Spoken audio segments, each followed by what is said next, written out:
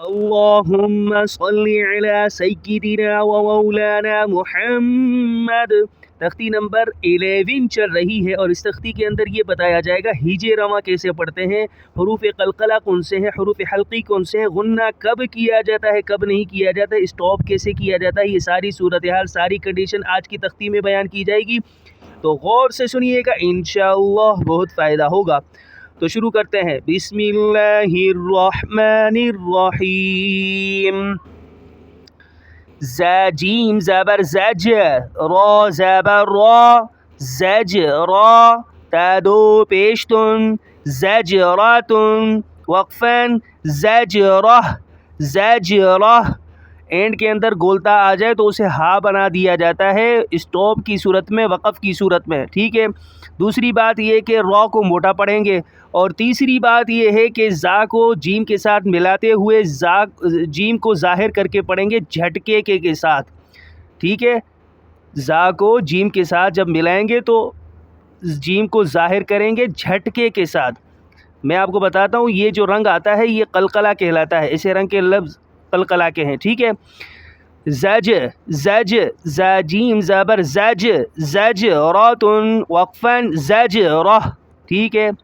تذل زبر تذ، کاف زیر کی، تذ کی، را زبر را، تذ کی را، تدو پیشتن، تذ کی راتن، وقفن، تذ کی راہ، تذ کی راہ، را کو موٹا پڑھیں گے، ہر لفظ جہاں پر آ جائیں گے اسے موٹا پڑھا جائے گا، اور اینڈ کے اندر یہ تا آ چکی ہے گول والی تو اسے ہم ہا بنا دیں گے وقف کی صورت میں۔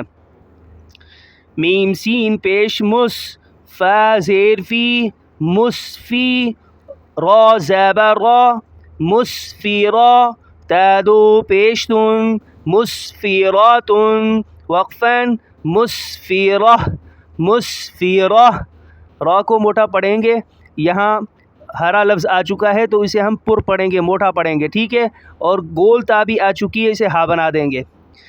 میم حمزہ پیش مؤ، میم حمزہ پیش مؤ، صاد زبر صا، مؤصا، دال زبر دا، مؤصادہ، تدو پیشتن، مؤصاداتن، وقفن، مؤصادہ، مؤصادہ، صاد کو موٹا پڑھیں گے، ہرے لفظ جہاں آ جائیں گے اسے پر یعنی موٹا پڑھا جائے گا، اینڈ کے اندر گولتا آ چکی ہے اسے ہا بنا دیں گے وقف کی صورت میں، اور یہ جو واو کھڑا ہوا ہے اسے نہیں پڑھا جائے گا، صرف حمزہ کو پڑھا جائے گا، یہ ویسے لکھی ہوئی آتی ہے لیکن پڑھی نہیں جاتی بسا اوقات۔